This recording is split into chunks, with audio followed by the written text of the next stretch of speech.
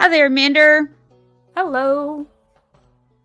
We're back for another episode of the Neurodivergent Convergence podcast.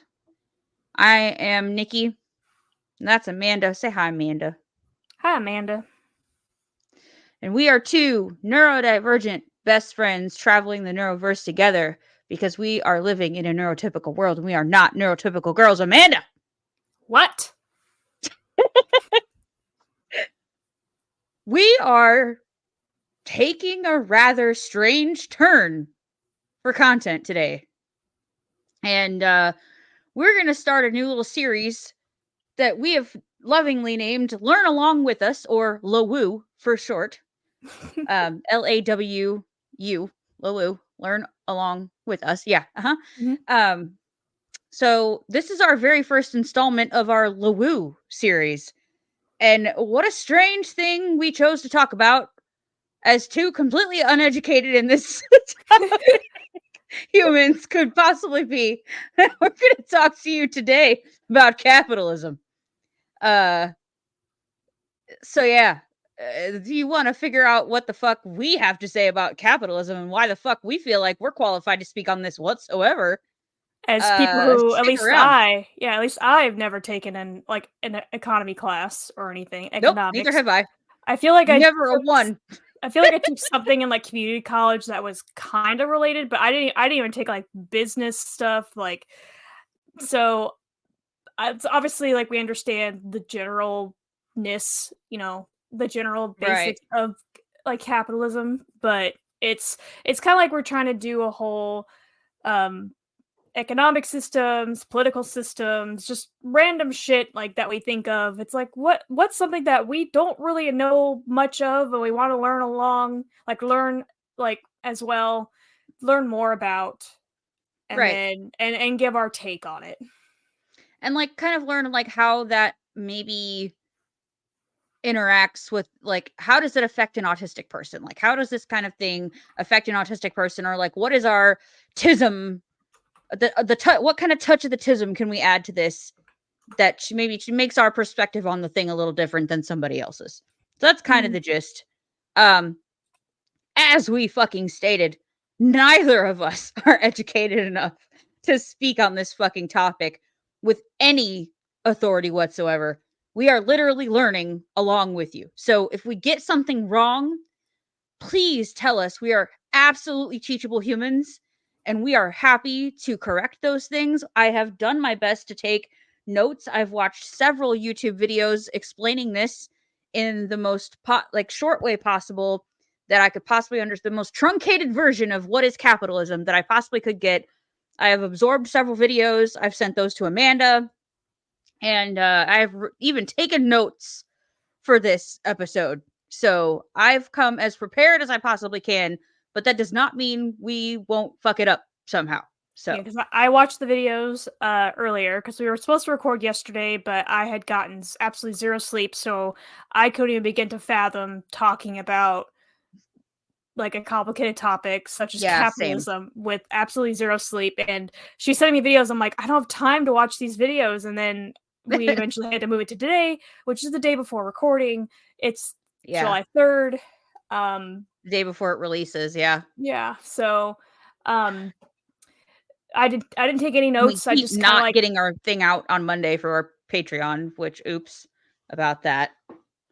So well, sorry. Hopefully we'll be. Hopefully we can record. I don't know if we about tomorrow because it's Nick's birthday, but hopefully we tried to do a schedule, but our ADHDness took over and overrode that. And then it doesn't always happen the way we try, but we at least try. So yep, we'll see how this goes. Yeah, we'll see how this goes. We're just interested. It's just something we're interested in, and I feel like we'll explain why we're getting into this topic. But first, if you're watching on Patreon, you get to see skincare Nikki. I have my little eye patches on because I am not getting into it on this episode because we spent all last fucking episode bitching about my health things. But I had a very disappointing neurology appointment, and I spent most of yesterday crying He basically told me that it was all in my head and that I needed to see a shrink, essentially, was what happened there, and refuses to review my MRI again, refuses to go back over anything, has decided that I'm a hypochondriac and that there's no way that I have any of the symptoms I'm having. So, yeah, was disappointing, and I spent yesterday crying. So my eyes are puffy, therefore eye patches. So you get skincare, Nikki, like skincare Barbie. You get skincare, Nikki. If you're not watching, you won't know anyway. So I just But told now you myself do. for no You're reason. welcome. But now you do. But if you're not watching, why not? Because you can watch at any tier over on our Patreon. Shameless plug. Patreon.com/the NDC podcast. Get over there. Go get to watching. All tiers. It's available at all tiers are $3, $5, or $10. So go watch the shit show. It's much more fun to watch than to just listen. But anyway, Amanda, I feel like this could go on again for another accidental 2 episodes.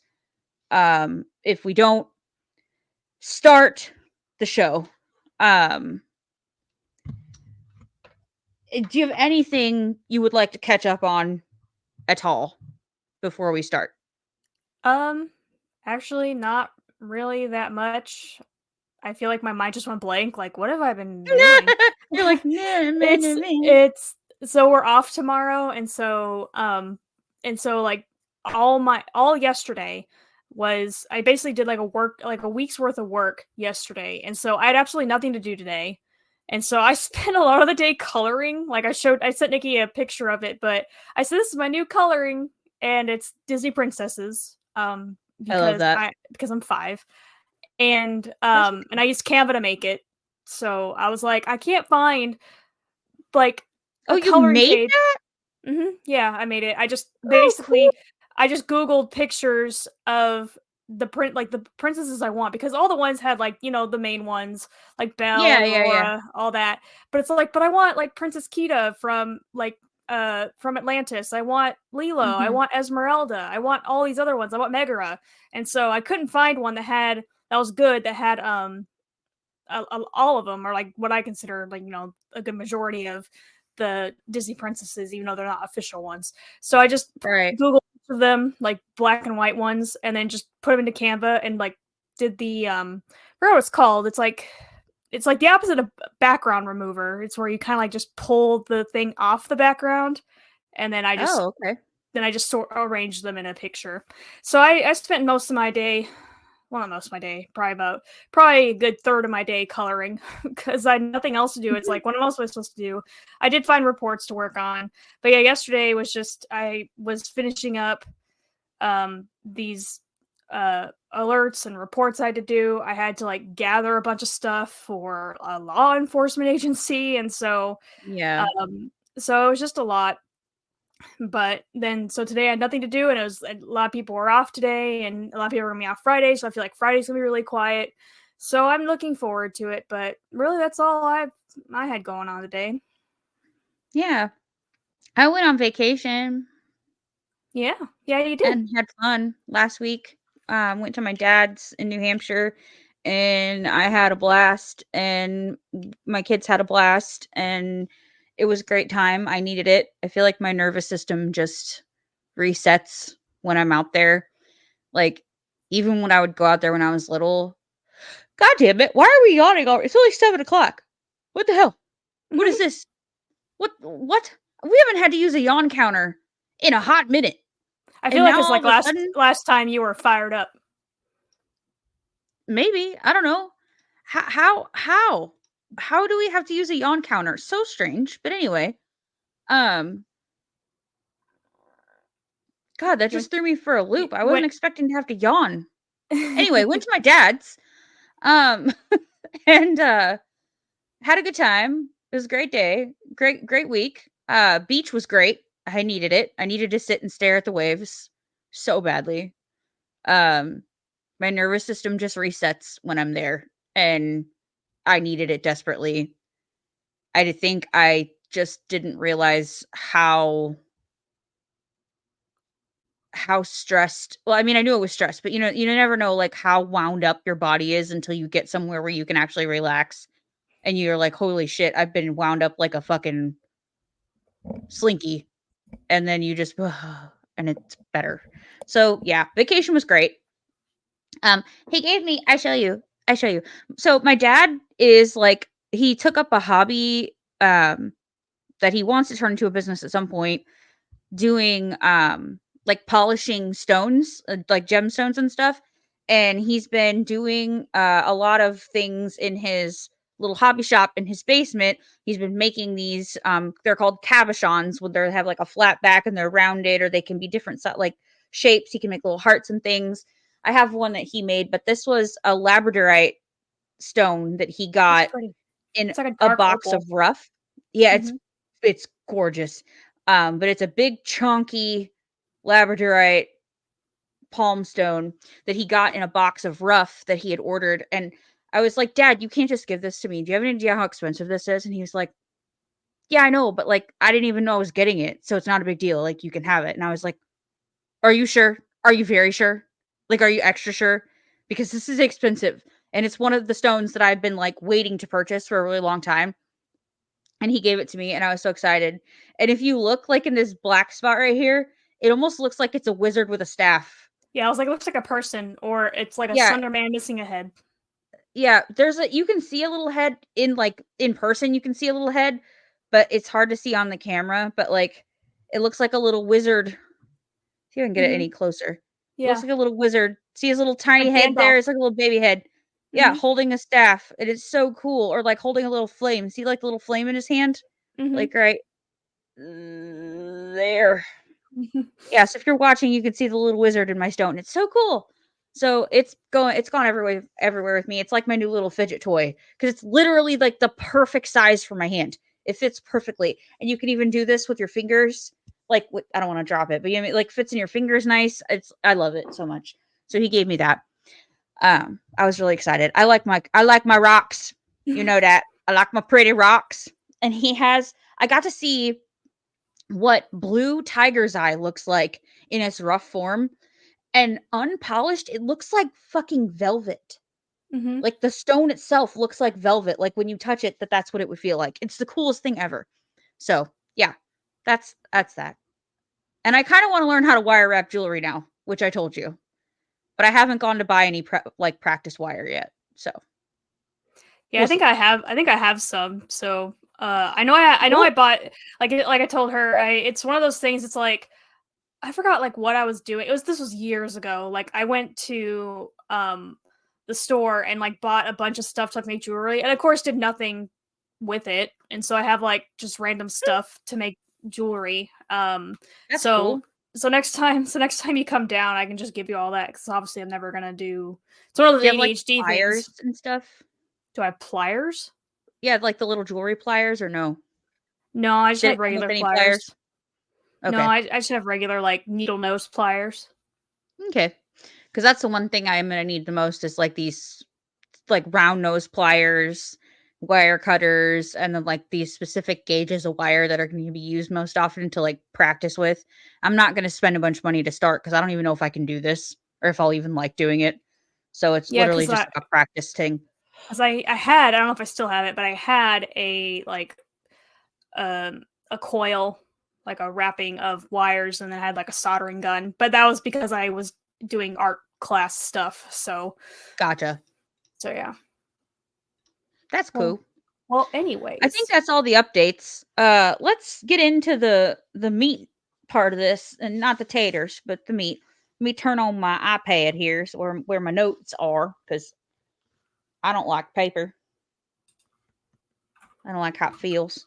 Okay, so like we said, our hope is to just like give you a brief, very brief overview of like what we learned about capitalism, how we feel about it, and then like that's it. This is like a touchdown landing, and then we're gonna pick right back up and go again. This is not an economics course. This is not a all encompassing class on fucking capitalism in general. This is just a topic that I was interested in, and I'll tell you why it came about. Because, well, for me anyway, why I wanted to learn about it.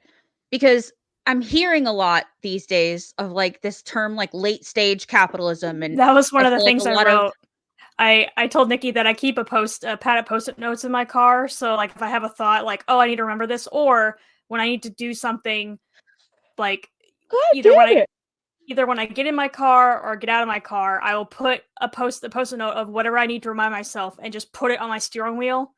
So that way I just know like do this shit. And then Right. Do the but thing. anyway, one of the terms I wrote down while I did it safely because I just grabbed it while looking at the road and just wrote it, and it's like in the absolute worst penmanship. But I literally wrote late stage capitalism because I use that term like jokingly, like well, Yeah. I'll say something like this sounds like late stage tech capitalism. So Yeah. So I'm hearing these terms, and I'm starting to hear a lot of people like almost like shit talk capitalism. And I'm like, I don't understand why. Like, I thought this was like a good thing, right? My very minuscule understanding of economics, I was like, oh, capitalism's like a good thing, right? Like, this is supposed to be like one of the better forms of economic governments because it allows for most people to have the opportunity to go into business for themselves, right? It's pretty much all I knew. Okay. So I had to learn like economics for toddlers on this, what this was. And I was very interested um, in learning because I'm like, I don't understand why everyone's shitting on capitalism all of a sudden. And I can't make a comment about this because I'm not educated enough to do so. So that's where it came from for me. I don't know if that's a similar sentiment for you or not, Amanda, but because I did not pay attention much in those kinds of classes. And like you said, I never took an economics class. So for me, it's kind of like it sounds good on paper, but in practice, like for the most part, it can succeed. But with loopholes and everything, and all these things that can make it to where like like there's 8 people in the world that own like as much as what like 50% of yeah, what I people did see that like the statistic bottom somewhere. 50%. So it's just crazy where I'm not the kind of thing of like I'm trying to like organize my thoughts here. It's so like yeah, like you said, it sounds good on paper. Like yes, it's not like communism where that's another one I kind of like want to learn more about because Yeah, and we will. all we heard is like communism bad, but Right.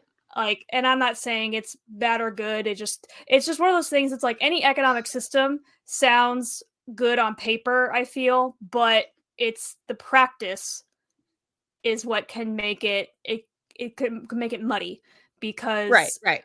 like and the other term I wrote down was corporatocracy. I'm probably pronouncing that wrong. Um, basically, it's like a economic system where um, businesses and corporations lobby to like make laws and can have a like a big control over what happens, which I feel is like Gotcha. what does happen because yes, there's like laws that prevent corporations or businesses from donating too much to politicians, Mm-hmm. but they can like set up a 501c and or a Right. nonprofit and use that to donate, like funnel money into their little charities to donate to Right. politicians. And then charities don't have to list who they donate to. Yeah. So there's that little loophole. Right. So basically, like big oil companies, they want to have less regulation, have more buying power, have more whatever. And then so they kind of just donate to the politicians that can get that to happen. So Right. that sort of thing. That way, or like it's like, oh, but I need to buy my third summer home. How can I make that happen? Right. that sort of thing. So I feel like it started off okay because I feel like it started a lot of the videos kind of gave dates of when it truly started. So like I think in the US obviously it Yeah. kind of I started have after those. I have notes for that. industrial revolution is kind of like where it Yeah. truly started. And so like late 1800s or 1800s. And so so I feel like and I remember them saying like at the time, like now, I think it was like 94% of people lived in extreme poverty at that time, I think was one of the numbers. So I'm not saying, and I've watched like Gilded Age, which is like it's a show kind of like Downton Abbey. I think it's the same showrunner. And so you can tell, like, not just from Gilded Age, that's like obviously not a real show, but it's based on historical times. And so, like, I know, like, back in, like, medieval times where there was, like, the serf and the lord and the, you know, the manors and all that, like, people did have a lot less money, did have, like, you know, kings and barons and all that. They're the ones that had all the money, all the power. And so I'm not saying, like, it's as bad now as it was then, but I feel like we're kind of getting to that point to where if you look at a graph of, like, how wealth is distributed, like the top 1%, like how much they have accumulated versus like the bottom whatever percent. It's just getting less and less for them and more for the top 1%. Right. So basically, all of that stuff is kind of like, you've touched on a lot of the cons, right, on what that is. So on what capitalism can bring. I want to start back, which are all valid points. And it's a lot of what I took from the videos we watched as well.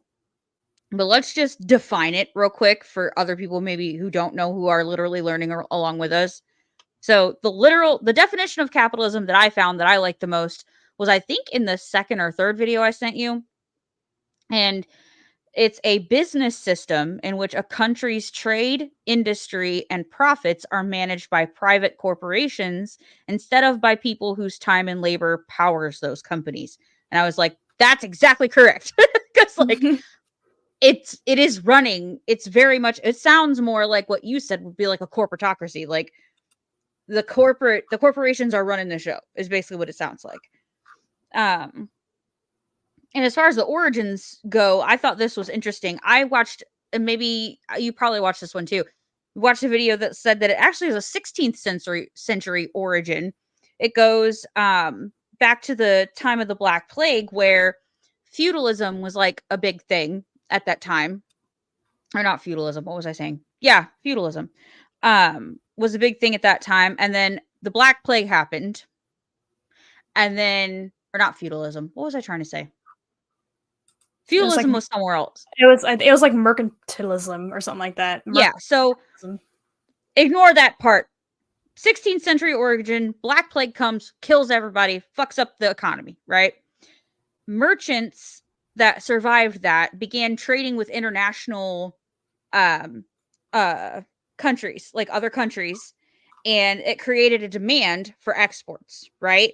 So what happened is that sort of wrecked the local economies that were there, because demand was for these exports to come in, and the merchants were the ones being able to get those in. And then that is where merchants started to control the production and pricing of goods. And then they've mentioned too that it played a major part in colonialism, slavery, and imperialism, and ending feudalism. I was right. So feudalism was the thing at the time before the Black Plague. And then when it came through, these merchants saw an opportunity, they took it. Exports started becoming a thing. It fucked up the local economies and essentially put an end to feudalism. And the rural laborers who no longer had homes to work for.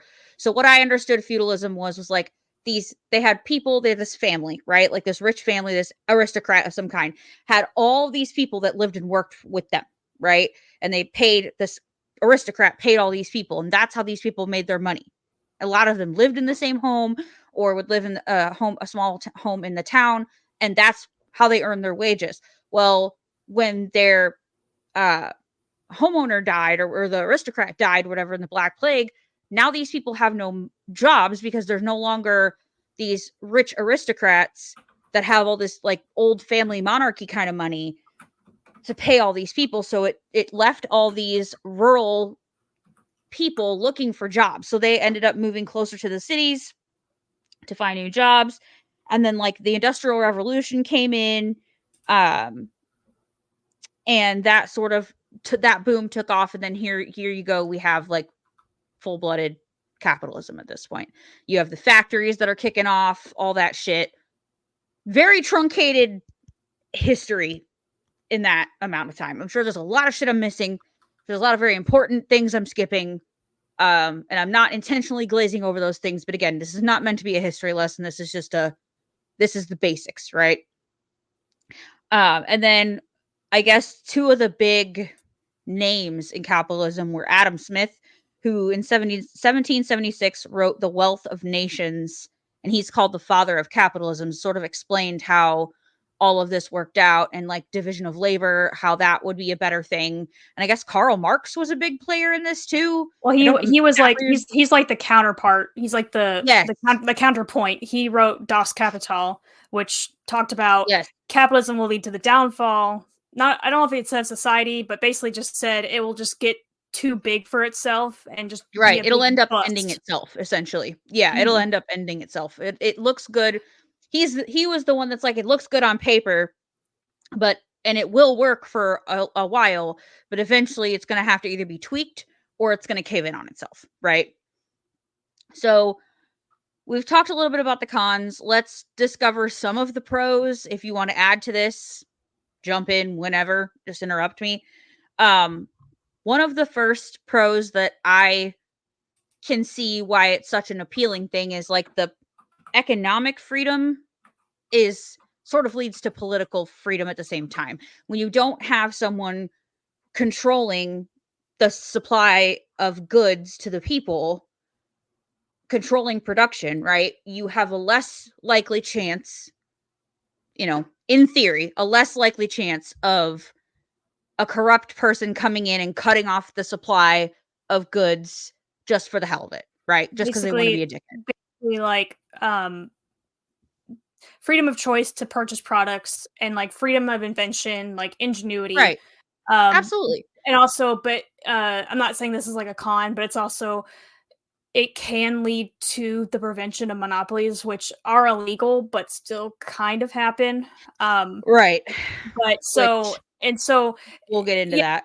So yes, there was a time when like, Bob down the street controlled all the winemaking business in the region, and then like so and so made all the barrels, but now it's like, capitalism, it's like, well, these two people make barrels, like this guy and this guy make barrels, Cooper and Cooper Jr., they both make barrels, and so they have to set their prices accordingly in order to get people to purchase their barrels, and it wasn't just like one guy doing it and controlling the price of the product. Right. And that was going to lead me on to my best point with my next point, which is the competition keeps prices in check. Supposed to keep prices in check, right? Like, there's not one guy setting the price for all the barrels, and he could price them at whatever he wants to, because you need the barrels, right? So you'll pay whatever as long as he's making it, because you need the barrels, right? And he's the only guy you can purchase from. Therefore, he is in control of how much that thing costs, right?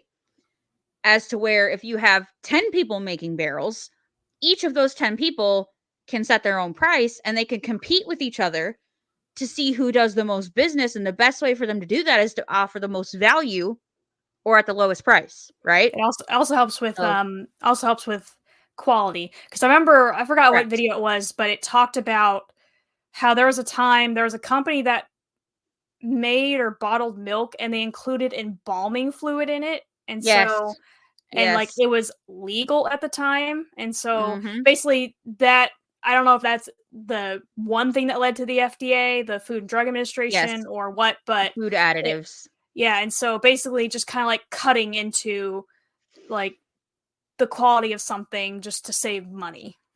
Correct.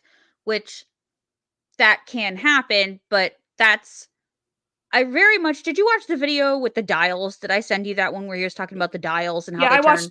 I watched all the videos. Okay. I mean, I didn't like watch. I listened to them. I know like some of them had infographics or animations, and so I didn't. I do remember seeing like a bunch of dials, because he talked about on this side of the dial like 0%. Like North Korea is probably the closest to this thing, and then but then America is over here where they're like 2/3 this thing, and so I do remember that one. Okay. went away. The little thing went away. Am I clearer now? Yeah. Okay, cool. We can start over. So, with the dial thing that we were talking about, the whole embalming fluid and milk thing, like that, their representation of that was like when the dial was at 0 for how much government involvement there is, right? A completely free market, right? No interference whatsoever with the government. It is all controlled by private citizens and corporations. So like at that 0 dial, No, they can do whatever the fuck they want. I think the 0 was complete government control, like 0%, like private citizen Oh, control. yeah, I'm sorry. So the other way. So if the dial was all the way the other way, 0% was North Korea, right. and then 2/3 was the U.S. It's like the U.S. is You're like right. I'm sorry. 2/3 controlled by private citizens and stuff, and then like 1/3 You're right. government. Yeah, I had it backwards. I'm sorry. Thank you for clarifying that. So say the dial it goes 0 to 10. Okay. If it's at the dial is at 10, that's a completely free market. There's no regulation by the government. It's everything is owned and operated and handled by the private citizenry and the corporations, right? Then you get shit like unregulated products floating around that you can get sick from, and there's no one to hold that person accountable for doing that, right? Same, like think of the EPA. Like before the EPA, which was I think President Nixon is the one that enacted or passed the EPA, in his Congress. And so before that, like you could just corporations could just dump whatever shit they wanted into whatever stream, lake, river, Right.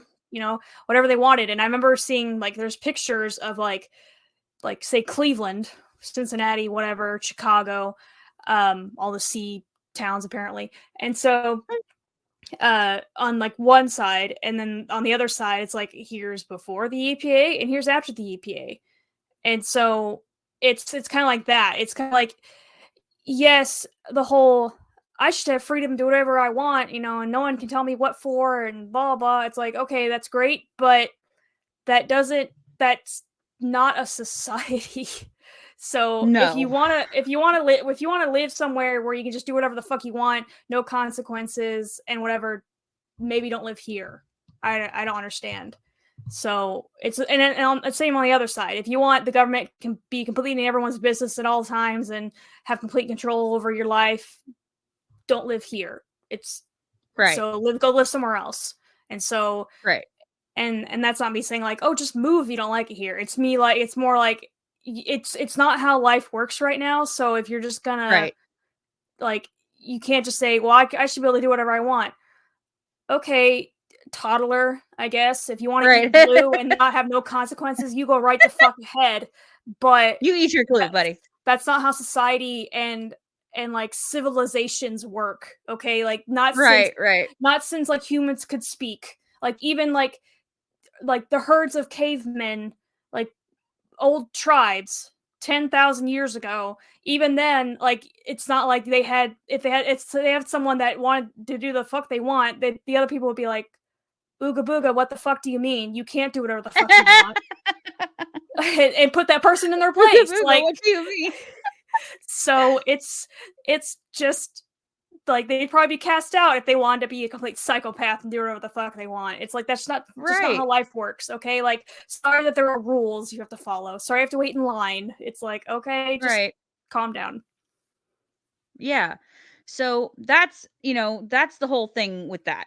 And again, not a history lesson, economics lesson. Did my camera just blink out? No. Or am I crazy? No. Okay, I'm crazy. Maybe the neurologist is right. That's it. It's all psychosomatic. I'm actually a figment of your imagination. You're actually in a psychiatric hospital right now. I somehow managed to create my spinal fluid pressures rising all on my own with my powerful mind. It's fine. Yeah, so you already touched on the promotes innovation, all that shit.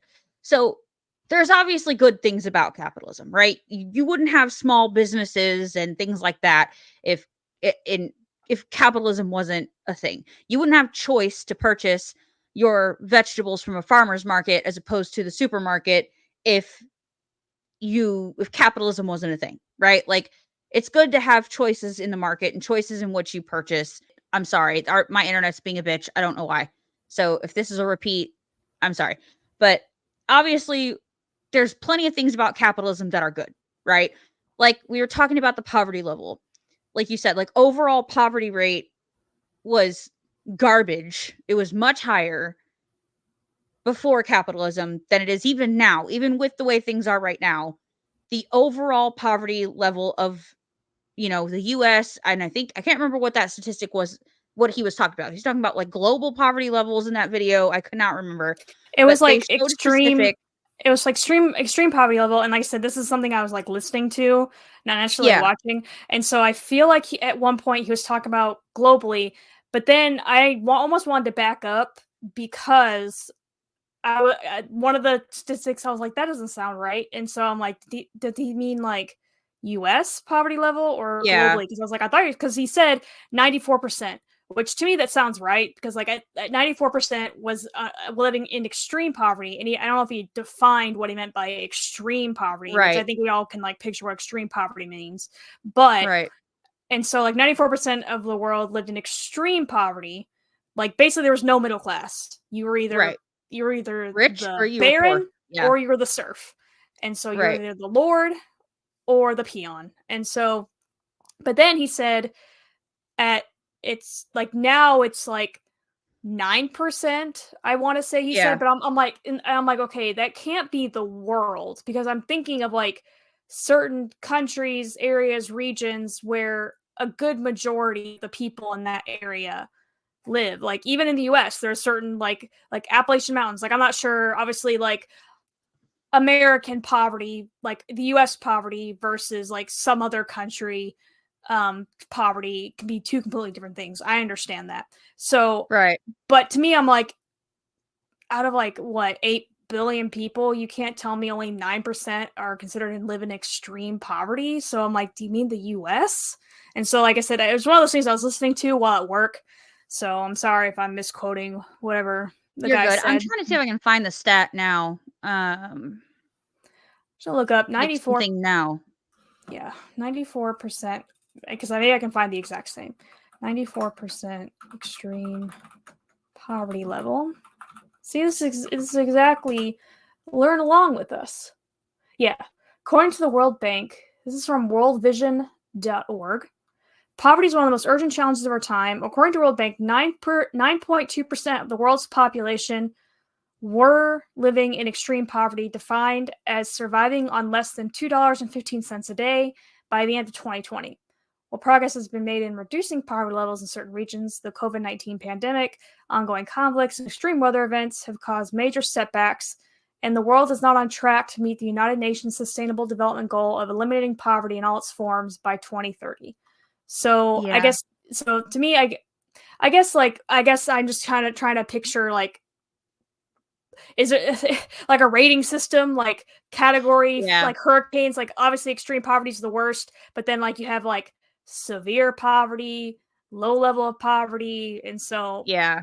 because like when So I I was when found I one was that's a like graph. working like when I was working at like Barnes and Noble, I was what would be considered like poverty level, even though I didn't feel like Right, I was poverty level because it's like I right, had a roof over my head, I had a car, like I had internet and stuff. So it was like to me that didn't feel like poverty level. So I'm like, I just need to have more clear answer of what they consider that.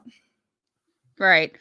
I mean, in this, it says there's no single definition of poverty. I'm on ourworldindata.org, measuring global poverty in an unequal world. There's no single definition. Set very different lines in order to measure poverty in a way that is informative and relevant to the levels of income of their citizens. It says the U.S. is considered a person is considered counted as being in poverty if they live on less than 24 20 $24.55 a day. And in Ethiopia, the poverty line is set more than 10 times lower at $2.04 a day. Mm-hmm. So, like, according to this graph that I'm staring at, it says over 23% of the world, or over 23% of Ethiopians live in poverty, and in their definition of poverty, which is below 15 cents a day. Only 11% in the US, and actually the lowest amount in poverty, according to this anyway, is at 7%, and that's Vietnam, and their poverty line in Vietnam is under $4.02 a day. So only 7% of the Vietnamese population is living in extreme poverty per their definition.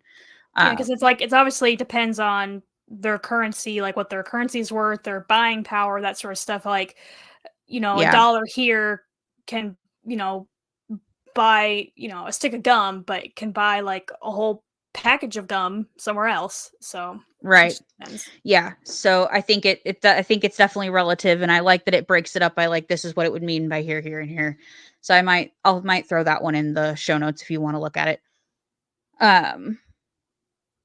So yeah, I mean, and for me, like, not to interrupt your thought, and for me, it's like you said, like, I'm not educated enough to like definitively pick an economic system that would be best. right. Like, the whole, like, there are bits of like socialism that work. There are, obviously bits of capitalism that work. And so it's more like I'm not completely for, like, the problem is it's like, in theory, government regulation can be good because, like I said, like my example was the EPA. Obviously, the FDA took embalming fluid, but obviously there's still stuff that people find, like the pink stuff and like hamburger meat and everything. Yes. But the problem is that's why on paper stuff like this sounds good. The problem is that in practice, when you have politicians, like, lobbying should not be a thing, but obviously lobbying will always be a thing because politicians make that laws and politicians want to be given money. And so lobbying, super PACs and PACs will always be a thing. Like, corporations can donate through PACs and super PACs and get around the whole campaign donation thing and buy out politicians. And so in practice, it doesn't really work. It's kind of like the whole, politicians, like senators and congressmen, should have term limits, but that will never happen because that would be something they vote on themselves.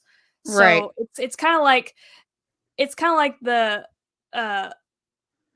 what's the term? It's kind of like basically having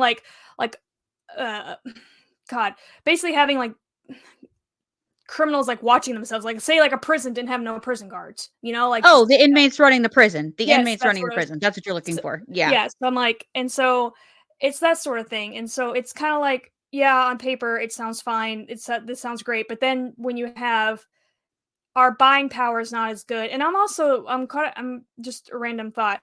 I'm quite surprised, unless I missed it, none of these videos talked about Ronald Reagan and what he caused, because this whole trickle-down economics thing still hasn't trickled down, because he gave the biggest tax cuts to the rich. And he's like, well, I'm giving it to them because then they'll be able to buy more stuff and they'll be able to invest whatever they save on their business. Except for they're not doing that. And they're not doing that. It's like, okay, it's because like, they don't have to. It's like, sir, you are insinuating that you think there are ethical billionaires. Like, there are billionaires who are good people, but most of the time they do not get their money in good ways.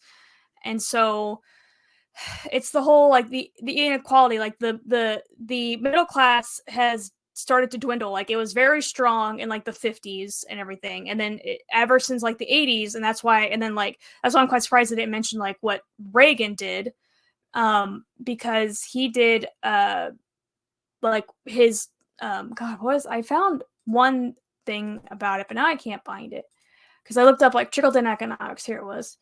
And so basically it's basically giving all these benefits to the rich, thinking the rich will all of a sudden grow a conscience and like, well, I'll just invest this in my employees or the people under me. And it's like, no, you're just gonna buy your second super yacht, aren't you? Right. Yeah, you're gonna because buy there's nothing saying that they have to do that. Yeah. There's no laws or regulations that go along with, or stipulations that go along with those tax cuts that say you have to use this money for XYZ. And if you do not use this money for XYZ and we come asking where you spent this money, because that's something they would have to do first, is come asking where you spent the money, and you can't prove it, these are your penalties, right? There's no consequences for not doing what the original plan was with the money. Same thing with the COVID money.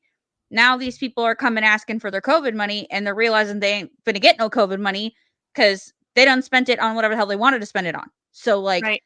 And so, these and like, businesses that got extra money for that, and that was like my point. It's like, I'm not saying, oh, the government should be more involved in shit, because it's like, obviously that doesn't always work.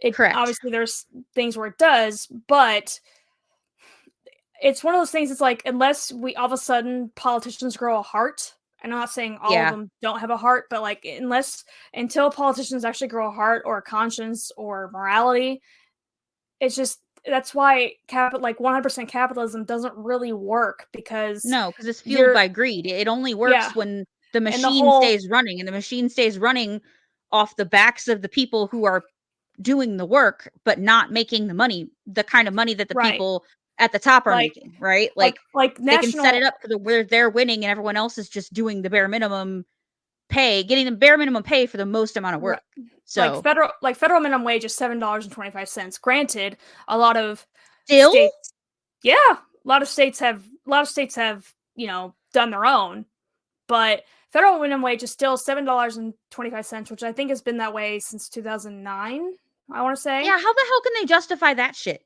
Because they basically just determined, like, well, this is like basically, and there are certain states, I think it's like mainly like southern states, that still do $7.25. Like I said, I don't have anything in front of me telling me if that's true. I just know based on what I've heard from other people that live in like Alabama, Louisiana, stuff like that. But and basically, to me, like, federal minimum wage, because obviously there used to not be a federal minimum wage, but now it's like, if I pay you $7.25, that's because, like, I would, if that wasn't there, that's basically like a corporation saying, if I could, I would pay you less, but I'm not allowed to. Right. And so and the whole, like, our buying power is not as good. Like, our production has grown so much. I remember seeing like a graph. It was like uh the rate of production, like what we as workers produce versus what we as workers have earned. It's like production all the way up here, and our Mm-hmm. wages, And they and have not changed. Yeah. and so and basically, like, the whole, and I wanted to read this a little bit, because, like, getting back to Reagan, this Yeah. is from theheart.substack.com. I don't know what bias these people have, and so I Right. think this is just general information that they're giving in this part. It says, so, like, now let's take a closer look at the longer term effects of Reagan's economic policies, both for the average American family and the United States as a country. Tax rate. Reagan's tax rate reform of 1986 further lowered the tax rate for top earning Americans 50 to 20%, because I think originally he did it from 70% to 50%. And so, like, the whole people wanting to go back to the 1950s, it's like, oh, okay, so when the top people, like the top earner, like the wealthiest people had a 90% tax rate. Oh, okay, yeah, Right. let's go back to that. Yeah. I don't want to be a woman working in the kitchen, like being barefoot and pregnant. But Right. if you want to go back to the 50s because you want to live back when you were a child, yeah, let's bring back the 90% tax rate for the wealthiest people. I'm all down with that. Right. Anyways, so he lowered it from 70 to 50, and then he did it again from 50 to 28, but then raised the tax rate for low wage workers to 15%. I think it got down to like 11%, and then he raised it to 15%. So, and then income disparity, unsurprisingly, given these tax policies, the lowest earning 90% of American workers took home a lower share of gross wages in 1989 than they had in 1979. Capital disparity. A person who makes $250,000 per year, taxed at 20%, can live on $180,000 per year much more comfortably than a person who makes $30,000 per year, taxed at 50%, can support a family on the remaining $25,500. And so, like, high income earners can keep adding thousands of dollars more to their savings investment portfolios year after year after year, and these stockpiles of personal capital then generate their own income in the forms of compound interest and profits from stock sales, capital gains, at the rates of return that, even after taxes, began increasing in the 1950s and continued to increase through the 70s and 80s. And then purchasing power. Over the course of the 1980s, real wages increased by an average of 41%, the top 10% Americans remained relatively stagnant for the middle class and declined about 5% for low-wage American workers. So the rich, increased their purchasing power by 40 more percent, but then the poor's theirs declined by 5%. And then personal debt, Americans borrowed more from banks throughout the 1980s and relied increasingly on credit cards. And then 1989 is when the credit score, like FICO, that came out, thanks. And so mortgage lending, basically determining whether or not you're good enough to have a credit card. Right. Personal debt, mortgage lending, deregulation in the savings loan industry led to the savings and loan crisis of the 1980s and early 1990s. Many financial institutions went bust, requiring, because I remember, like, anytime I read about the 80s or hear about the 80s, obviously I was born in 1989, but obviously I was a child, so, what the fuck do I know? And so I know, like, anytime I see, like, a movie set in the 80s, I was like, everything just looks so dingy. Yeah. So, like, anytime I watch something where, especially, like, it's set in New York, and granted, yes, New York is not, like, the prettiest looking place, like, it looks dirty, but I was like, it just looks so rough. Anytime it's like something set in the 1980s, I'm like, that just looks so dour and depressing. So many financial institutions went bust, requiring a government bailout costing over $100 billion, which led to an economic downturn. National debt, by the end of his presidency in 1988, national debt increased 3 times.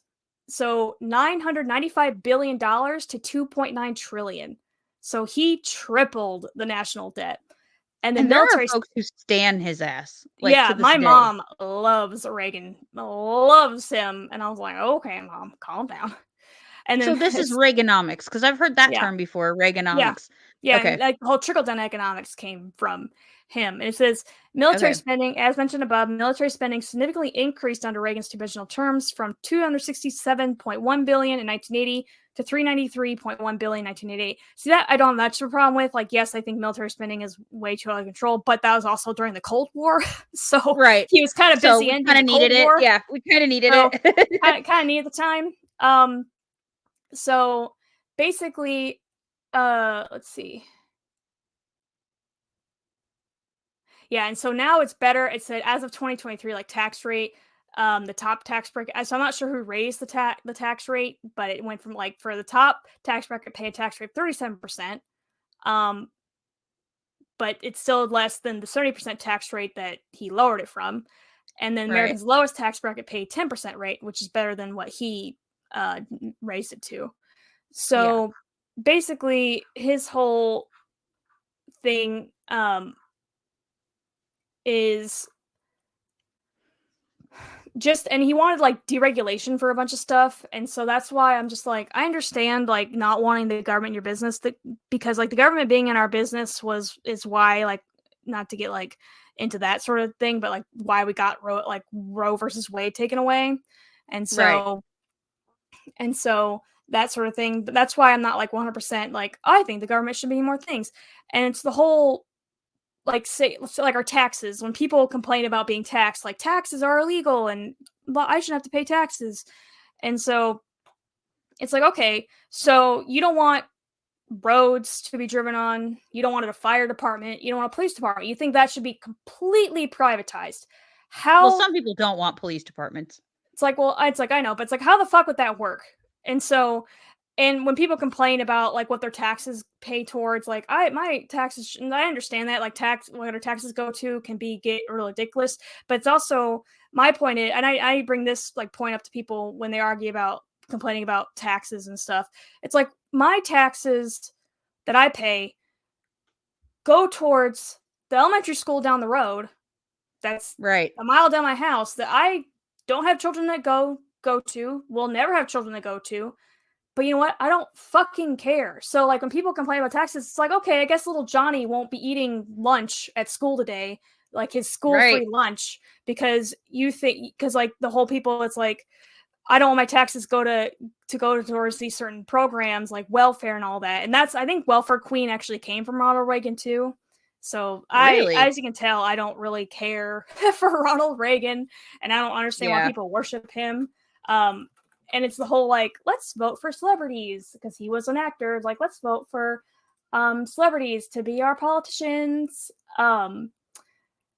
So I don't know if he came up with a role for a queen, but I remember I think he like used it. Oh yeah. I just looked it up. So accounts of her activities being welfare queen were used by Ronald Reagan beginning with his 1976 presidential campaign, although he never identified her by name or race. And so his issue was, it's like she has 80 names, 30 addresses, 12 social security cards, and is collecting veterans benefits on 4 non-existing deceased husbands. And she's collecting social security on her cards. She's got Medicaid, getting food stamps, and she is collecting welfare under each of her names. Her tax-free cash income alone is over $150,000. And this this was a speech he gave on welfare queens becoming an issue. It's like, sir, how dumb does your municipality and government got to be to allow that shit to continue? I mean, surely someone ain't paying attention to her if that's such a rampant issue. right. Like, and so I saw this post on, not to derail it, but I saw this post on Facebook where it's like 8 men have more wealth than some odd percentage of the entire world. And yes, the poor moms on welfare are the problem. Yeah. It's like, yeah, I saw that one. And so it's like, yeah, the poor mom on WIC trying to buy diapers for her children are the issue. Yeah. So, but whine more. It's like, do you know how much like the percentage of our taxes go towards actual welfare, like social programs? Right. And yet it's like red states that actually receive more welfare than any other, more federal funding than any like blue states. But you know, go off, King. Go off. Preach, but sister. so, but yes, queen. I guess my take on the whole, we keep like, this is like some of the stuff we're talking about is not to do with capitalism, it's more about like taxes and all that. Yeah, but my thing about capitalism versus like socialism versus communism and all the other stuff and all the other isms. So to go with that, my autism, I feel like is that's a good transition. Is kind of, it's the whole like justice thing, like autistics have like a big thing about like a sense of justice, and so I think like things being fair, and it's the whole like equality versus equity thing, and I know like will never really be true equality. Like you can't just have everyone like, oh, everyone be making $50,000. That's not really, the world's never going to work that way. That's not how the world works. No. And so I'm not like living in a dream world like, oh, I just think this is how it should be. And so my sense of justice type of thing is where seeing how people shit on poor people, even though like going back to welfare, how welfare fraud is actually so minimal. Like it happens so little. Like all these people on welfare, they should get drug tested and all that. It's like, okay, so you're saying that a lot people of them do, on welfare, they do, but it's like it might coincide, either obviously depending on their state, but it also might coincide like where they in jail for some reason and have to be drug tested anyway. And so it's kind of like the whole, not to bring like religion in it, it's like, would Jesus say if you do drugs, you're not allowed food? Right. No, I don't think he would. And like those videos mentioned him about, you know, the temple, like people selling at the temple, and it seemed like Jesus was not a capitalist. Like, sorry, Jesus was not white, American, or a capitalist. He was very much liberal and brown. Or a Christian, for that matter. Jesus was not a Christian. He was not a Christian. He's not white, American, Christian, or anything. And so, so my sense of justice is like, to me, it's like, not to sound like a child, but like it's not really fair that you have these people that can just generate like all this income, like money that you would take, like would take everyone in the world lifetimes to spend. Like who is the richest? Is it Elon Musk is the richest person? Or I think Jeff now, Bezos? Yeah. Who is which is funny because like Tesla is terrible as a company. Yeah, their trucks are getting... Bernard Arnault is the CEO and chairman of LVMH,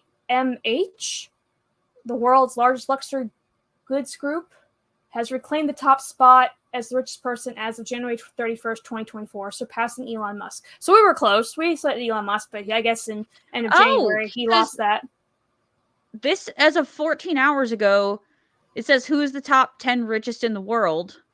This is of 14 hours ago. Let's see. This is the time. Oh, the Times of India. I don't know if that's right. Where Here's did you see that Forbes. at? Forbes. Okay. Forbes. And when was this listed? 2024. Okay, let's see. Yeah. This has Musk as number 2. So he must have just like he's just this jumped guy him because this I don't even know what luxury goods. Oh, okay, yeah. Bernard Arnault oversees the LV. Oh, that makes sense. I was like, what is LVMH? Louis Vuitton and Sephora, and then all their proprietary, their cosmetic brands, all their fashion brands that they own. That would make sense. Yeah, so he has $233 billion. Billion with a B. Billion. And so it's like, and I'm over here joking. It's like, I don't need to win. Like, I mean, it'd be great if I won millions of dollars in the lottery, but if I could just give me a cool 100,000, like, pay off my house, buy a new car, like, I would be sitting pretty, you know? And so to me, that's like the whole, and I'm not saying like, well, fuck that guy. We should just take all his money and give it to everyone else. I'm not like necessarily saying that, but I do agree with the whole, once you reach a certain like point, like wealth point, I feel like that's when like, not like, I forgot what it's called, but it's like when you tax something based after like a certain, like after a certain point. Oh, like a luxury tax? No. It's like, say up to $1 billion, your tax rate is like 30%. But then after $1 billion, it's like 90%. But I forgot what that's called. Okay. It's like, I feel like after a certain point, I feel like your tax rate should be significantly higher. And so, and I understand like that might not sound fair because it's like, well, they earned their money. I mean, yeah, but it's also, they earn their money by exploiting their workers. Like, have you ever talked to a person that works in an Amazon warehouse? And I'm not saying, and like, I buy stuff from Amazon, so I'm not like doing a holier than thou type of thing, but it's like people that literally pass out or have to pee in bottles because they're not allowed to go on break. Or this one woman, I just watched this video a couple days ago, made me cry because Amazon denied her health insurance and for her chemotherapy, like would not cover chemotherapy, and then fired her. I'm not sure if it's because of the chemo or they just found something else, depending on what state she lived in, but then fired her, and now she's fighting to get like the 6 weeks of disability like back pay basically. And so she was like in tears because, and that's a whole nother subject like we can talk about, is healthcare being tied to your job or how old you are. And so to me that's bullshit. But so I feel like they, like, I'm not saying like if billionaires are taxed at a higher rate after a certain point, because it's like, okay, up to $1 billion, and let's say they take 95% of their tax, like of their money after $1 billion. Yeah. Like, so this guy would be worth $3 billion or whatever versus, no, not $3 billion, but say he'd be worth $20 billion versus $233 billion. Right. Oh no. However, will he get by? We'll never know. Yeah. He won't be able to buy the whole Western Hemisphere anymore. Right. And it, to me, like I said, that's just ridiculous. And so like the whole capitalism thing, it's just like I've said time and time again, yes, it's good on paper. It doesn't work right now because it's not working as it should, I should say. Right. Because of how they basically have made loopholes and have rigged the system to work for the highest earning people. Right. So where my take comes in on it, I think I have to agree. I still feel like it's probably the better option out of some of the other isms, but I do think we need to adjust the dials, like they were saying, a little more. I think we need to figure out a way to somehow get more social programming in where it needs to be, and like healthcare needs figured out and things like that. But I don't think at the same time, I don't want my healthcare dictated by the government either. Do you know what I mean? Like, it's like, Right. I don't want them to tell me who I can and can't see, but can we make some rules that makes it easier and more accessible to get healthcare? Like, I don't know. I might be asking for like a best of both worlds situation Well, that just isn't I will possible, say but a lot like, of countries, I'm not sure how many. I know, like, I think Canada and the UK at least, yes, they have a national healthcare system, but you can purchase private health insurance. You're right, not completely reliant on, like, if you're rich enough, you can have like private health insurance. So the whole like, right.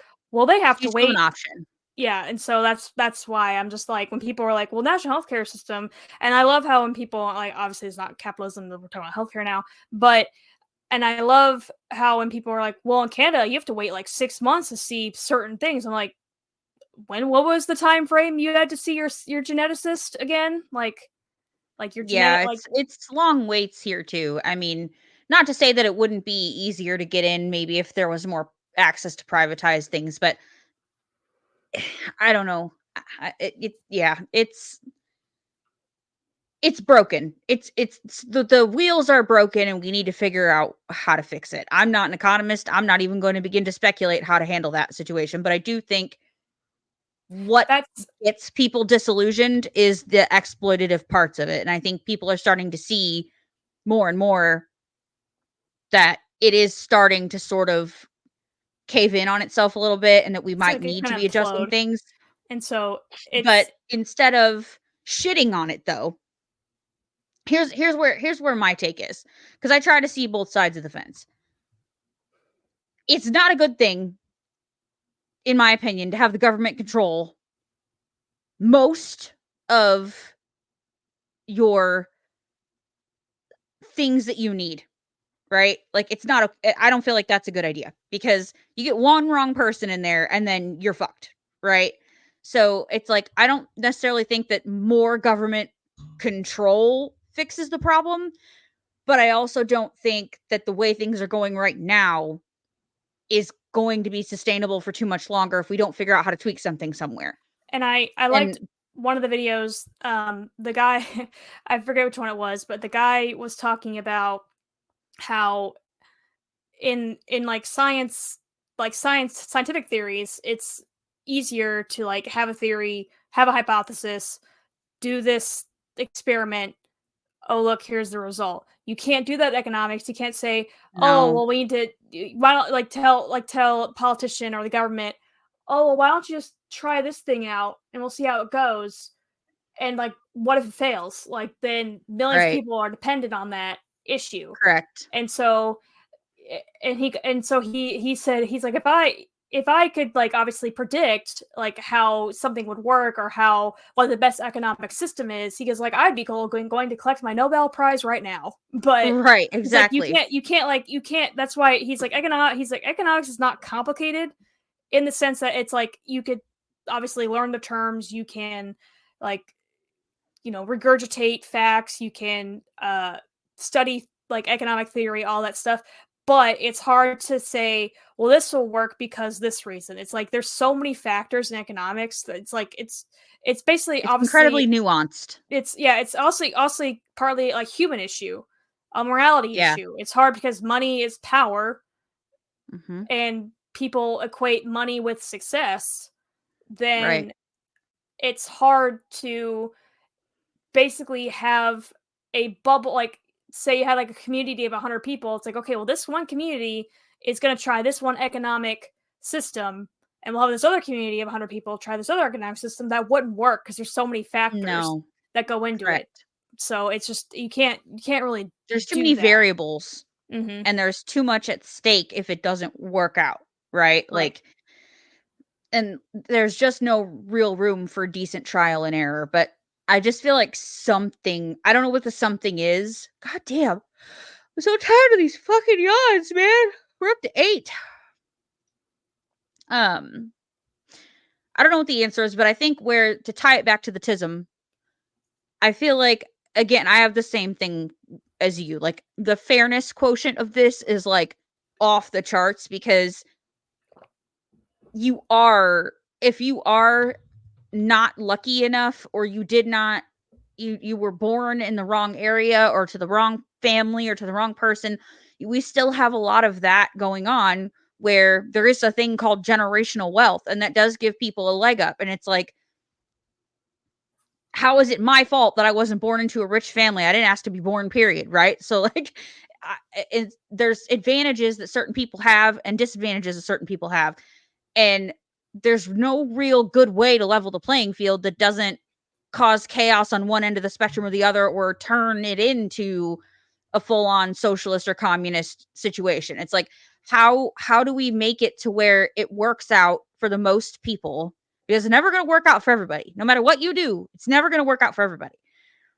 And the fairness is just, it's a hard thing to overcome when it comes to this kind of shit. And I feel like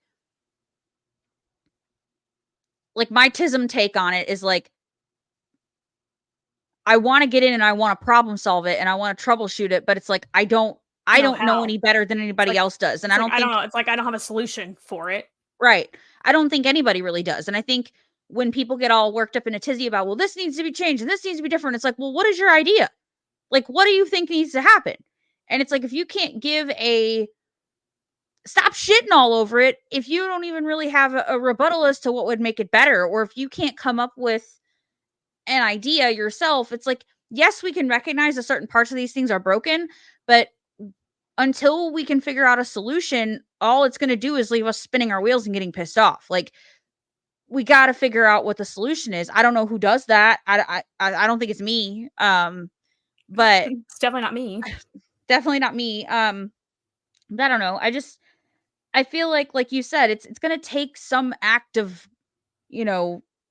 someone with half of a brain cell and more of a heart, and at least common decency. Enough people like that to get into office to figure out what we need to fix about this and why this isn't working. Someone needs to sit down and take their time and figure out what is not working, why it's not working, and what can we do to make it better. Because I don't think that any one particular system of economics or government is better, or you know what I mean? It's like, there's not one right answer. It's going to be a combobulation of things. It's gonna be like an amalgamation. It's gonna be like a Venn diagram. It's like, okay, well, we need to have this from this, and we need to have this variable from here, and this theory from here, and so there's not one that's 100% good or another that's 100% bad. Right. And there's always something that isn't going to work for a ton of people. And it's like, well, what about this group of people? And it's like, I feel like no matter what you do, someone's always left out, because if everyone's included in everything, it's like, I don't know. I don't know what I'm trying to say. It's 8:30 almost. I don't know. I feel like we talked about everything and nothing at the same time. Yeah. We talked about capitalism like half the time, and then like our gripes about other things, mainly me, about other things for the other half of the time. But I think that's really all our thoughts on that. Yeah.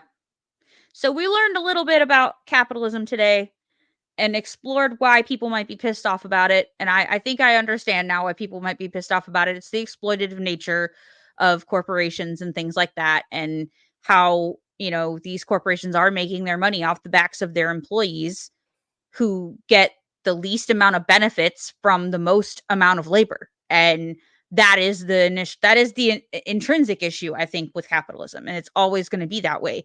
The people at the top of the company are going to be always making the most money unless someone decides to run their business differently. But right now, they're regulated to do so. I feel like the guy that owns Costco is generally pretty good. And there's another, oh god, he owns I want to say Virgin Mobile, British Virgin. I can't remember. Oh, that guy? Yeah. Yeah, I feel like there's a couple. Is it Richard Branson? I feel like that's his name. Yes. I feel like, yes. But yeah, I feel like there are some good CEOs, and obviously not even CEOs of big corporations. Like obviously there's CEOs of smaller companies. Like my company has a CEO, so it's just, for the most part, if you get to a Fortune 500 company and become a CEO of that, and then you don't increase your employees' wages, but then give yourself a $5 million bonus at the end of the year. Right. I feel like that to me, that's the whole like fairness and Right. is what really Just sticks in my craw. yeah, because I feel like people aren't asking for they're not asking to make the same amount of money as you for not owning the business and not coming up with the concept. They're just asking to be able to live, like to have a livable wage and be able to still spend time with their family while having a livable wage, and they're not having to work overtime to be able to make their ends meet or work two jobs. And it's getting to a point now where I think we are the entire United States is struggling. I'm sure it's struggle bus everywhere else too, but like in the US especially, economically we're struggling. Like most people in the US are struggling. And prices of everything keeps rising, and there's not much, but the wages aren't changing. Like recently, a while back, we had see a lot of people start offering a lot more money for what used to be considered a teenager's job, right? Like flipping burgers at the McDonald's and shit. Like there was a thing going around where it's like, well, I can't believe that I went to school for this many years to make this amount of dollars an hour, and then the person flipping burgers only makes $2 less an hour than I do. And it's like, It's like that's not is their that fault. shitty? Yes, but is that person flipping burgers fault? No. Like It's like, okay, then they're advocate making for their more. paper just like you are. And So it's like also, and like my take on the whole, well, this is just for teenagers to earn like spending money. Oh, it's like, okay, so you wouldn't mind if McDonald's was only open from 3 p.m. to 10 p.m. during the school right, week. because that's when And teenagers can work. it's like, okay, so you wouldn't mind not be able to go get your McDonald's during breakfast and lunch because Right. only teenagers can work there. And then Right. the whole, like, not to get into another topic, I just one last thought because um I looked up, it's like how much like CEOs earn in the US versus like the average worker. So, Mhm. and this is from the Economic Policy Institute, epi.org. In 2022, CEOs were paid 344 times as much as a typical worker, in contrast to 1965 when they were paid 21 times. Damn. So in like 40, 50 years, CEOs went to earning like, $21 to their workers $1. Now they earn $344 to their workers $1. Damn. So it's like that's like the whole fairness thing. Like, yes, the CEO should make Yeah. money because they're making a lot of decisions. They are obviously head of a company, but maybe stick it to like a max of like 50 times. Like, do Yeah, you and like really if need to you're be gonna give earning that yourself a much? raise, you should give everybody else a raise too. Like I don't know. It gets to the point where it's like, how much money do you really need to have? How much Right. money do you really need to have? Like what are you trying it comes down to a greed thing, and there are no regulations in place for how much money you can make before as a company owner before having to divide that wealth among the people that work for you.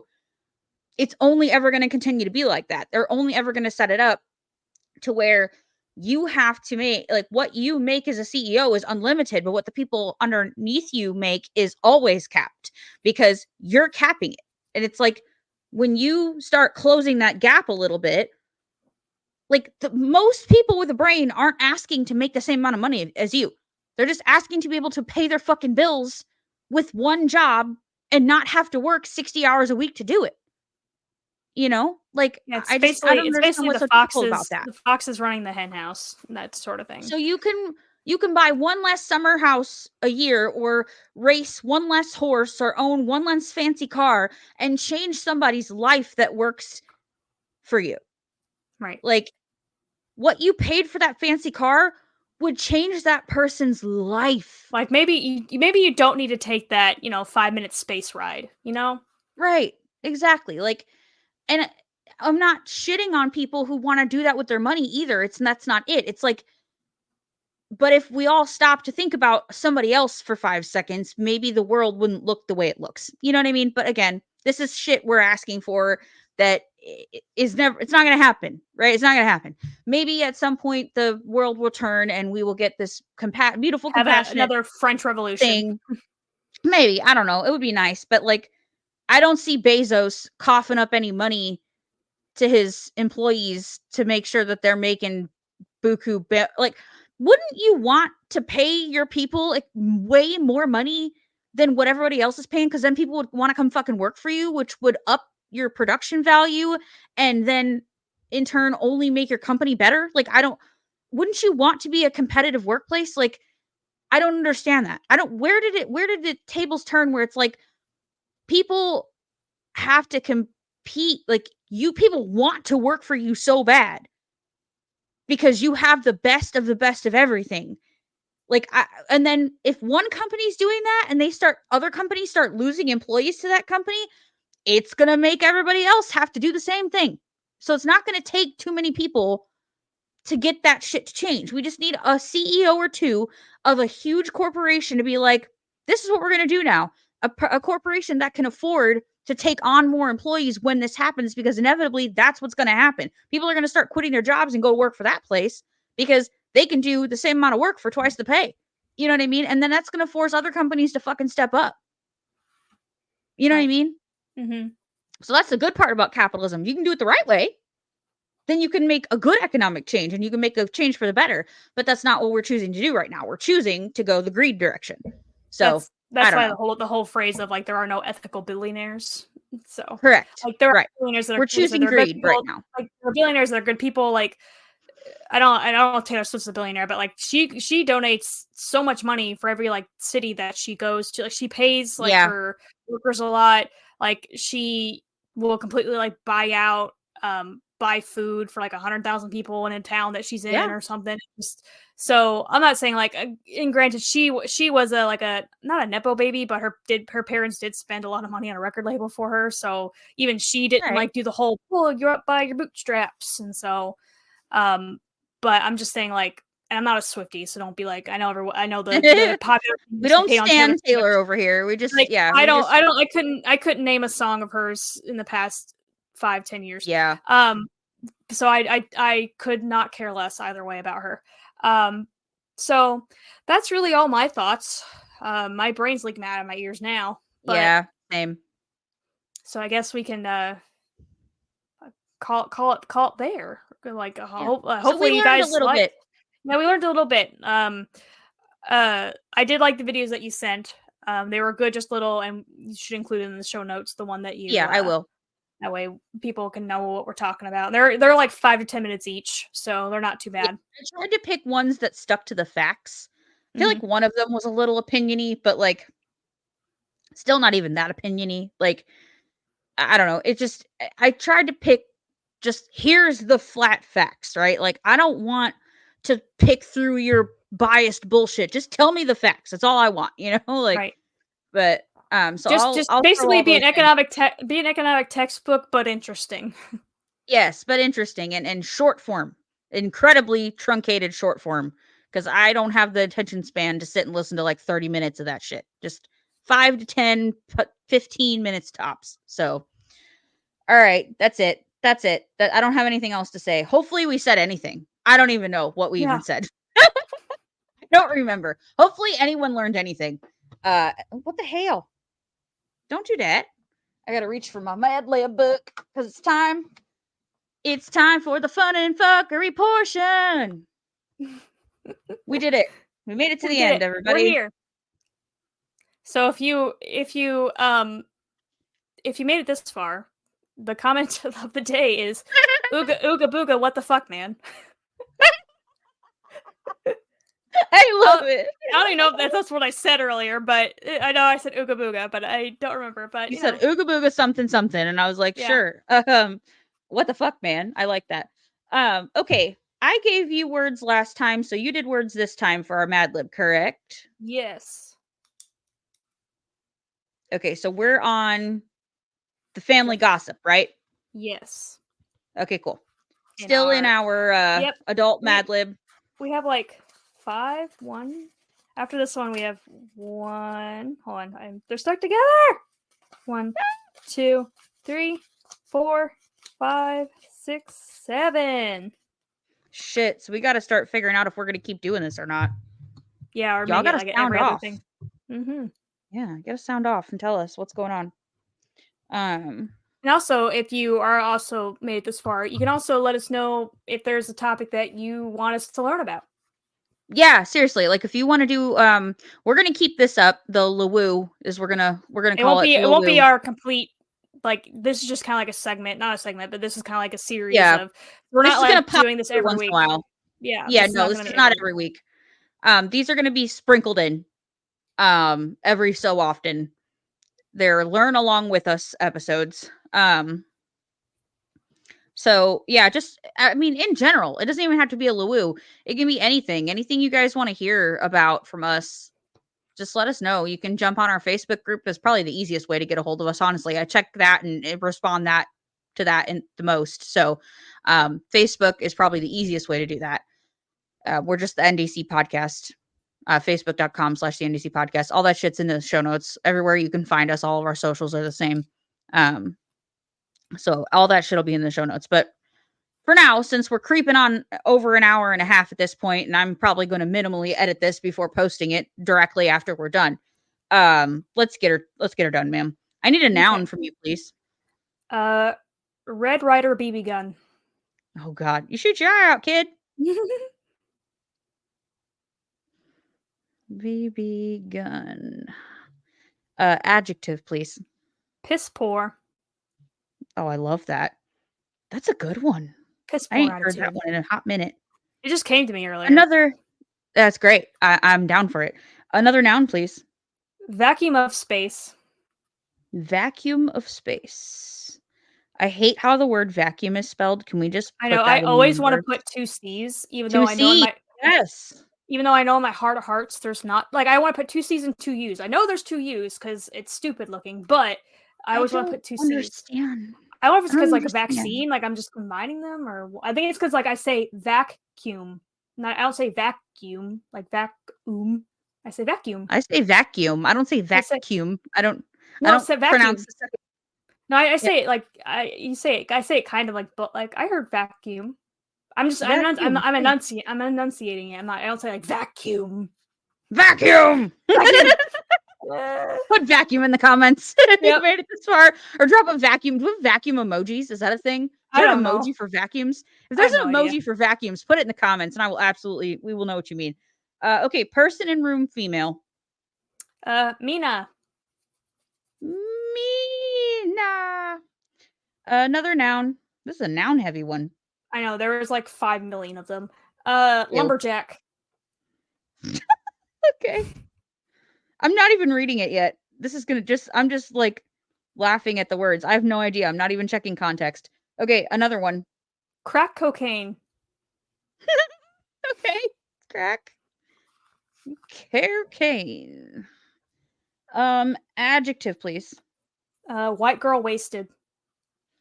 White girl wasted. Verb. There's only one verb, so I had to go with fuck. Fuck. Plural noun. Baby back ribs. I want my baby back, Baby baby back. back, Baby. baby back, I baby got back, it because baby back. I was watching or rewatching Jacksepticeye's playthrough of Resident Evil 8, Yeah. he in a game you have to like go get your baby back. He's like, I want my baby back, baby back, baby back, baby back.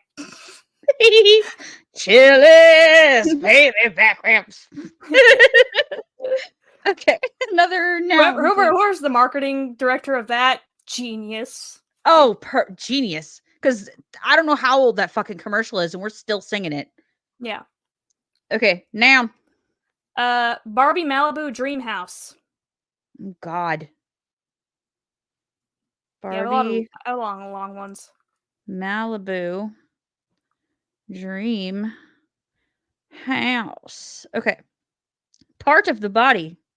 Achilles tendon.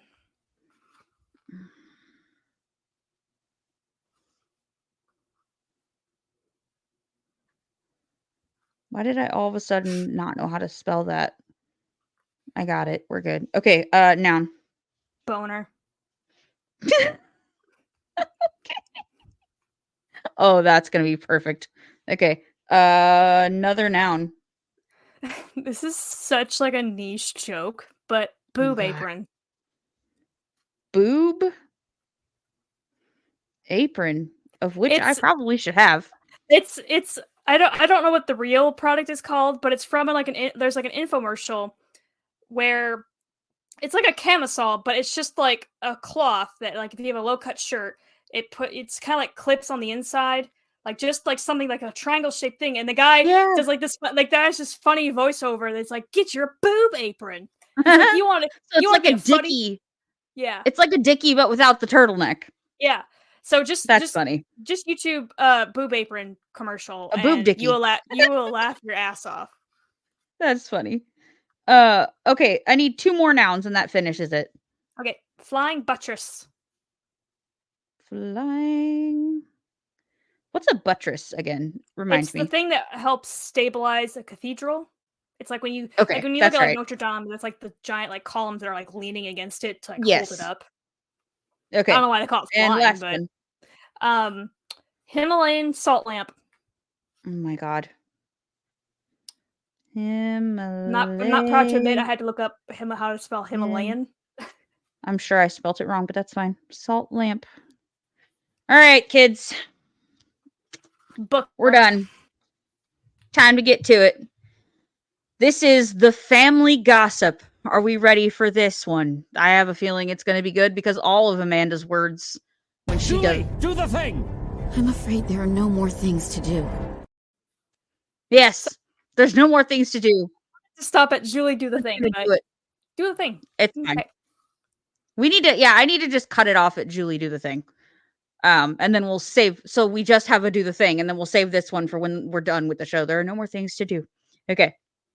Here we go. Some people in my family think all I do is gab about them, like I have nothing better to do with my precious Red Ryder BB gun. I mean, really. Like I live for airing everyone's piss poor laundry. Please. I would never gossip about how my vacuum of space in-law, Mina, told my husband that she's thinking of sending her grandson to a psycho lumbar jack. Oh my god. Really? Really? Lumbar puncture. Lumbar puncture. The lumbar's on the brain. To a psycho lumberjack. It Well, sounds it's about time. Sounds like a killer in a horror movie. Yeah, she's thinking of sending her grandson to instead of a psycho. I don't know if they mean like psychiatric I don't hospital. know. I don't know. It just says psycho dash to a psycho lumberjack. Well, it's about time. That kid has more issues than I do. What? That kid has more issues than I do of. It's like issues like a magazine issue, not issues like. Oh, than I do of celebrity crack cocaine magazine. The Triple C. Yeah. And I'm a subscriber. And besides, my white girl wasted circle of friends and a few strangers in the hold on. Okay. I have to start over because I need to compose myself for the sentence. Are we ready? Yeah. Let's try again. And besides, my white girl wasted circle of friends and a few strangers in the fuck out line at the grocery store. Have I ever told anyone how my mother-in-law gave her other grand baby Jack? Why can't I talk? I can't talk.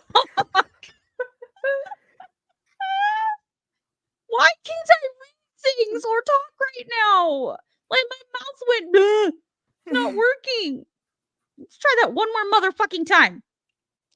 And besides my white girl wasted circle of friends and a few strangers in the fuck out line at the grocery store, have I ever told anyone how my mother-in-law gave her other grand baby back rib cars for their 16th birthdays, but all of a sudden has run out of Barbie Malibu Dream House to give a one to my daughter? No, I just bite my Achilles tendon and keep it inside. Why would I ever want anyone to know that my husband got a substantial boner from his book?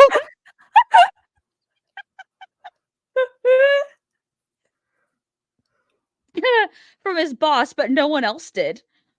It's very special. I guess. They make clothes for that, sir. Yes, yeah. Or that the real reason my aunt divorced my uncle is because she's been secretly in the boob apron all these years. Okay.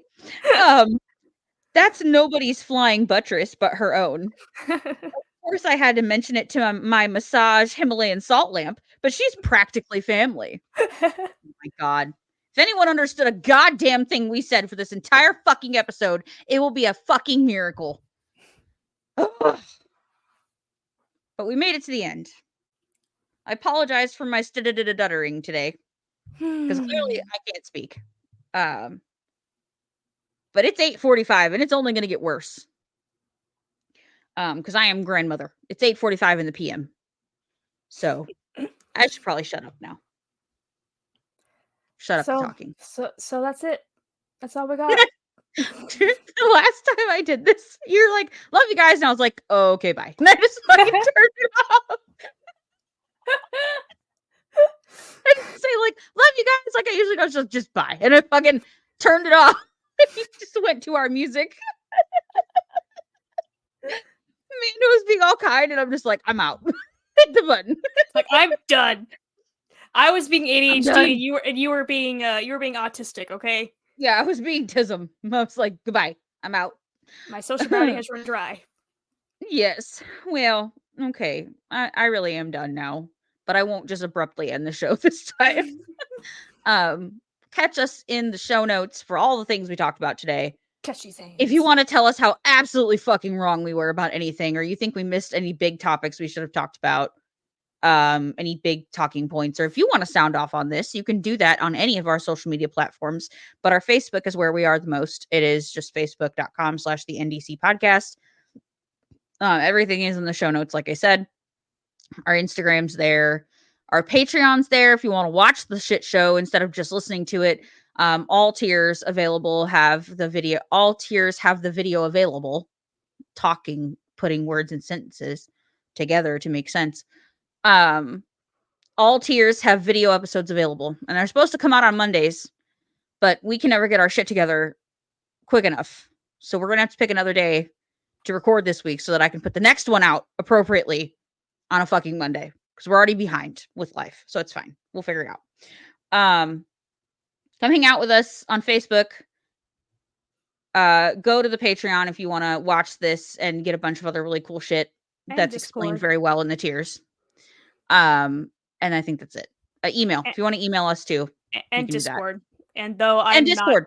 I'm not active in the slightest on Discord, so I'm sorry, mainly to Ray and Micah, because I'm not very like, I don't get on Discord. Like, it also doesn't help that I at least look at the messages, but does not help that in the past like 3 or 4 weeks I've not done my gaming thing with Mark and Tyler, just for one reason or another. And so it's like I haven't even logged in Discord in like at least 2 weeks, because I gamed with Mark last Monday. And I have it on my phone, so I see them as they come up, like texts for me, because I have it on my phone. I can't handle notifications like that, so I don't. But so I hope everyone has. If you're obviously in the US, this comes out 4th of July. So hope everyone has a good 4th of July. Yes. I will be at home. Not 4th of July. Huh? I said a safe 4th of July, and don't be like Terry and have to back it up. And also, I love the meme of there's at least a few people in America right now that doesn't realize this is their last weekend with their last weekend with all 10 fingers. Yeah, for real. And maybe half their dick if they're not careful. But anyway, goodbye. Okay, bye. Okay, bye. We love you. I'll say it this time since I did not last time. Love you. Okay, love you. Bye.